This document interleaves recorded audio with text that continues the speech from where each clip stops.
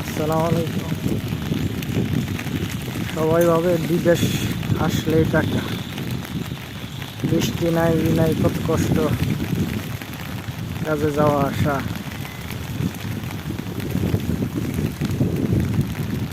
একদম গ্রামের রাস্তা, বৃষ্টিতে ভিজা ভিজা কাজে দিকে যাইতেছে, কত কষ্ট। সবাই ভাবে বিদেশ আসলেই টাকা, টাকা মনে হয় রেখে দিছে, আসলেই পাইব। আর মাসে মাসে টাকা পাঠিয়ে দিব। বাপের 5 লাখ 7 লাখ টাকা ভাঙ্গা বিদেশ যাইব, কিন্তু দেশেই যে এই টাকাতে অনেক কিছু করা যায় এটা কেউ ভাবে না।